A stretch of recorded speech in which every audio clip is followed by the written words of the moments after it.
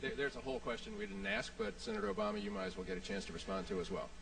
I think our current trading structures are flawed, and I think that we need to do better. And I've suggested in this campaign very specific ways that I think we can do better. It is absolutely true, for example, that when China devalues its currency by 40%, that it makes our exports more expensive to China and theirs vastly cheaper.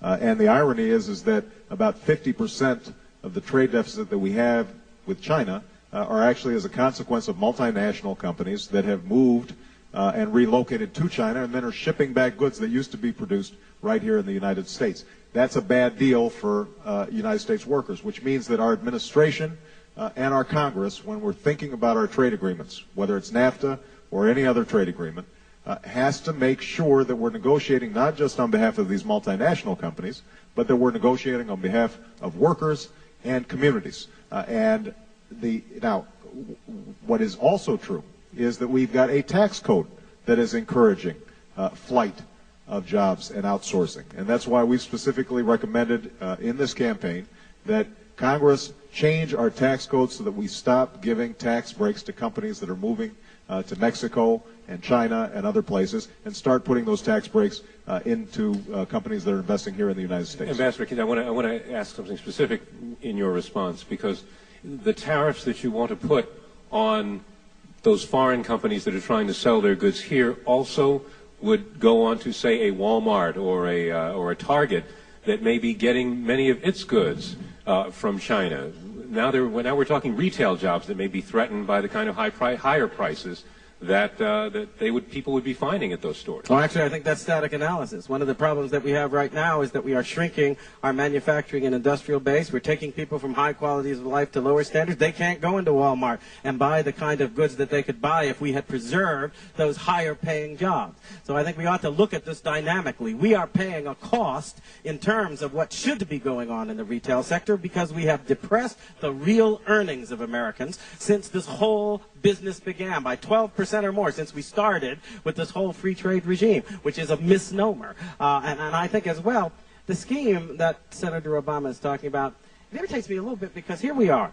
Our workers have already paid a price in terms of lost jobs, lost opportunities, reduced quality of life. Then we want to ask taxpayers to foot the bill for some incentives to keep companies in America when the government created the problem in the first place by negotiating bad trade agreements that give them an incentive to outsource the jobs overseas. Let's go to the root of the problem. Let's deal with the fact that if we weren't negotiating these agreements in multilateral fora that stripped the United States of most of its clout that is the result of the hard work of our people, we would be getting better results, not just for our workers, but also for our farmers, where we haven't been able to get access to the richest markets for their farm products, and instead have the Japanese and others saying, oh, we've opened the door a crack, and I'm thinking, but you haven't put your head out yet, and in point of fact, you're exploiting down to the ground the hard work of the American people as they have put together the strongest engine of economic development in the world. Everybody's taking advantage of it, and we're letting them take advantage of us.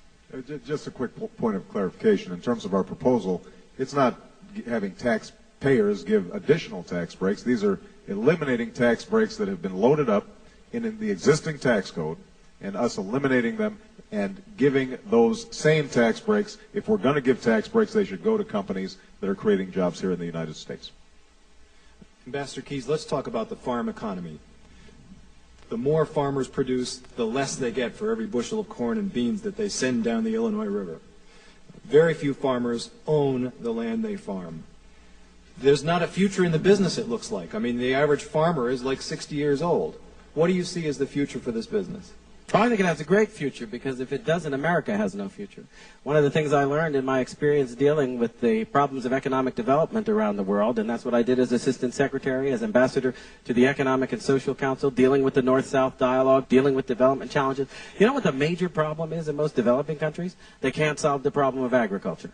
If you don't have a thriving agricultural sector, if you haven't done as we have what's necessary to create a predictable and stable environment of profitability for your farmers, farmers, then everything else is going to fall to pieces. It's one of the reasons why I have objected so strongly to something I found in Illinois, that there are people in the leadership who seem to believe that it's sort of Chicago and the great Illinois desert. I greatly respect the strength and dynamism of Chicago, but we need to understand that the Illinois economy is based on the powerhouse of Illinois' agriculture. And we need to be taking the steps that are necessary, maintaining the support programs, developing the infrastructure, distributing opportunity in terms of jobs and other things around our state so that some of the young people will stay in their communities, will remain close to the land, will remain part of the rural and farm economy instead of being drained off to other states and other areas. These are the kinds of approaches that will assure that we not only get the economic dynamism, but the other thing that I think is critical. The rural agricultural sector also represents, as Jefferson pointed out many years ago, a contribution in terms of our cultural heritage, of our moral values, of respect for family life and self-discipline and hard work, the kinds of things that Abraham Lincoln came to represent and that our rural farm communities and those that are close to the land still represent today. And that's why I think overall we need to make a commitment to make sure that we will have leaders who speak for all of Illinois, recognizing the co-interdependence of our urban areas, our suburban areas, and our rural areas without acting as if we should neglect them, as Governor Blagojevich has done. He can't even find his way to Springfield. He shows such contempt for the people in central and southern Illinois. It's nice that you found your way to Springfield. Am I to understand that you're saying that a mega hog farm may be an excellent business model in terms of efficiency, but we need family farms because of the tradition and moral underpinnings associated with them? Well, I'm not saying it. I think it has been something that has been said throughout the history of this country. Every time we have a debate on the farm bill, the virtues of the family farm are lauded, but sometimes we pass measures that then don't show much respect for the real requirements of sustaining the independent and smaller farmer. I think one of the most important things is access to capital and making sure that we have a banking system that is structured to be a citizen of our rural communities rather than imposing the priorities of an international banking structure on people in those communities. If we take account of that kind of need through both government action and through the restructuring of our financial base to respect the requirements, particularly in terms of access to capital of our family farms, we'll see them survive better and longer. The clock is ticking. Senator Obama? Well, I think that the farm economy is vital not just to rural areas, it's vital to the entire state of Illinois, which is why I'm proud of the fact that over the last 8 years, as a member of the state legislature, I have consistently supported programs that would improve the farm economy. One particular example, I think, is ethanol. This is a vital program, something that is responsible to a large degree for the margins, the marginal profits that most farmers in this state have, and as a consequence, that money gets recirculated into this economy. I've consistently supported it, and I think it's something that we have to go ahead and get done at the federal level.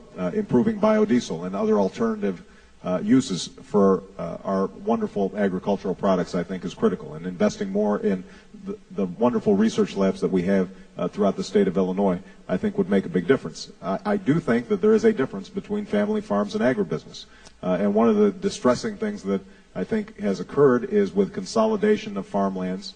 You've seen large agribusinesses benefit from enormous profits from existing farm programs, and I think we should be focusing most of those programs on those family farmers. I'm glad that Ambassador... Could I jump in here? Because, sure, again, the clock is ticking, and that leads to a question about this monstrous federal deficit. Is it a problem? Is it a threat to the future of America's children, or is it not a problem? Senator Obama? I think it's an enormous problem. And what are you going to do specifically to cut it or to raise, either to stop spending or to raise revenues? I think it is an enormous problem. This has been the most fiscally irresponsible administration in certainly my memory. We have gone from trillion-dollar surpluses to trillion-dollar deficits in the blink of an eye. Not all of those costs are the fault of the administration. Obviously, 9/11 occurred and the decline in the economy. But what is also true is that it was aided and abetted by a set of fiscal policies that I think were on the wrong course. We can take a look example of yesterday's vote.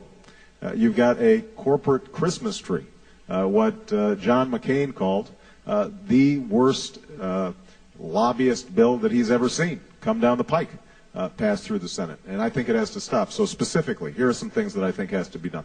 Number one, we have to return to pay as you go.